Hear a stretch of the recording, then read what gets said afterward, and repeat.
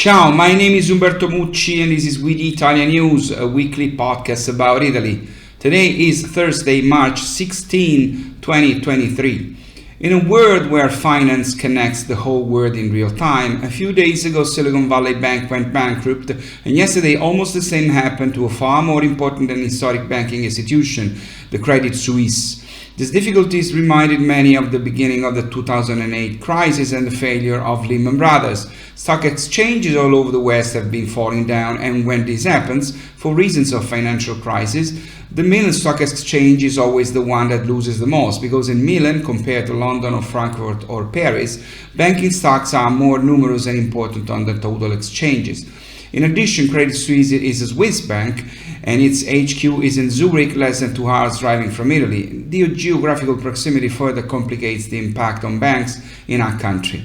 The supervisory departments of the European Central Bank and of the Bank of Italy are monitoring the situation. Although Italian banks are not significantly exposed to either Silicon Valley Bank or Credit Suisse, weaker systems inevitably risk more in these situations. And the Italian one is a weaker one.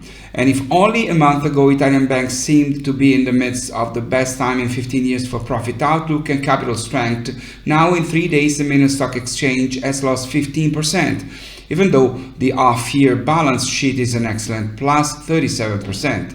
In any case, these banking issues are worrying Italian institutions very much, and we are hoping that this is not yet another crisis to deal with. After in just 3 years, Italy has had to go through the problems caused by the pandemic, the Russian invasion of Ukraine, inflation, the energy crisis, and drought. According to a recently published report, for 45% of Italians, food consumption is a way to relate to loved ones, while for more than 1 out of 5 Italians, food is above all a health issue. We eat not only to feed ourselves, but with the aim of keeping fit through nutrition, and to this end we also condition our food choices. The report says that the role of food in Italian people's lives has changed radically in recent years. In particular, food is not only considered a source of sustenance, but is becoming increasingly symbolic and linked to subjective values. But talking about food, some choices can be related not to our will, but to the scarcity of what we'd like to eat. With high prices and climate change decimating crops, Italians have cut their fruit purchases, which plummeted in 2022 by 8% in quantity from last year, to the lowest since the turn of the century. Italians cut pears by 17%, oranges and table grapes by 11%, peaches, nectarines and kiwis by 8%, and apples by 5%. As a result, Italians' fruit consumption was just over half of what it was in 2000, with worrying effects on people's health. This figure is even more alarming when one considers that those consuming fewer fruits and vegetables are mainly children and adolescents. At the general level, apples remain the most consumed national fruit, with oranges in second place and clementines in third. In contrast to the general figure, there is an increase in purchases directly from the producer and the farmer's market. Driving sales of local fruit is above all the guarantee of seasonality and the greater authenticity and freshness of the product, which, since it is not subject to long transportation times, lasts longer and consequently eliminates waste compared especially with that from abroad, which is also often of lower quality.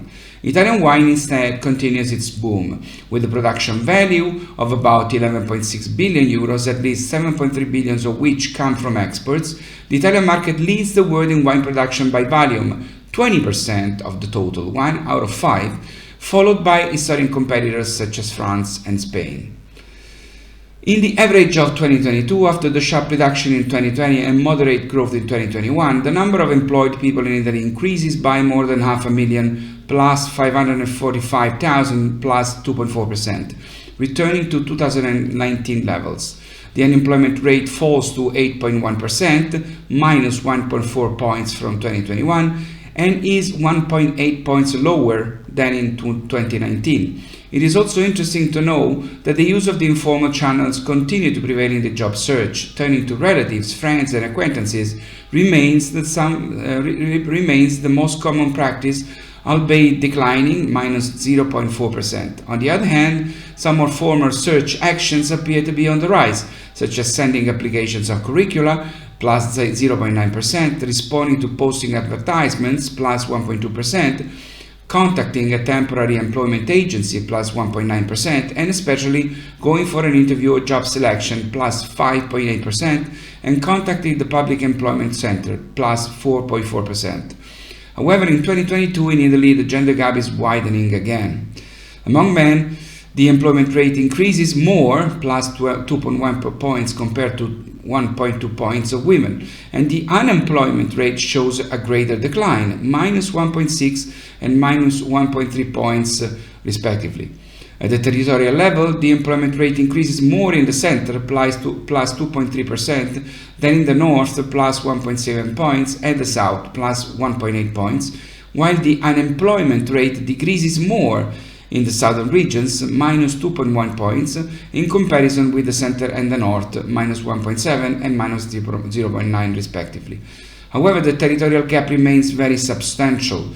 The employment rate in the north, 68.1%, is 21.5 points higher than that in the south, 46.7%.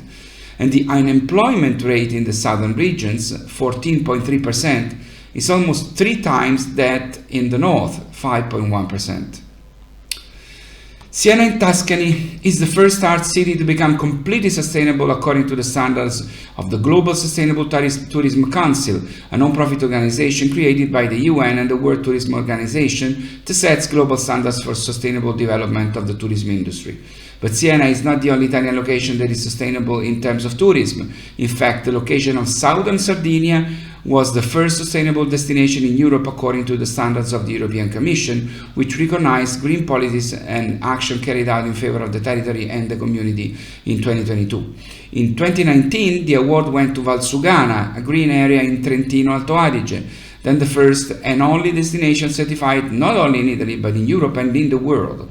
While in 2020, the European Commission awarded the area of Tarvisio, Sella Nevea and Passo Pramollo in Friuli Venezia Giulia. Now, are you waiting for good news to end this episode? Here it is.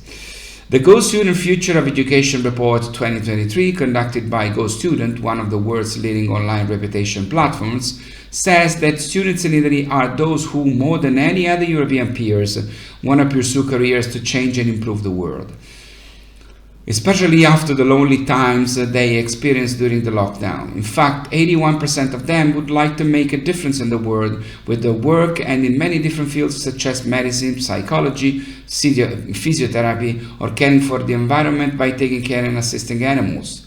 Young Italians are the most altruistic.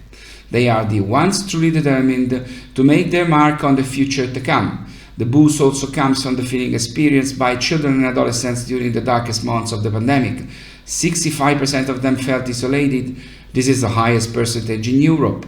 A very high number, but one that has also inspired and motivated them to seek work in professions that can return positive feelings. It is precisely the desire to establish themselves professionally and in the profession of their dreams that drives students in Italy to commit themselves to study. 94%, the highest figure when compared to other European countries, decided to work hard in their education. 92%, again, this is the highest figure in Europe, not only want to achieve, but also to start a brilliant and successful career full of satisfaction. 90% of young Italians, however, are not willing to sacrifice social relations, which they define as fundamental to improving themselves from a human point of view. I believe the children are our future and the Italian children are good. Now it's all for now, it's all for today. My name is Umberto Mucci, this was We the ItaliaNews. Thanks for listening or watching. I'll see you next Thursday. Take care, stay safe. Ciao from Rome.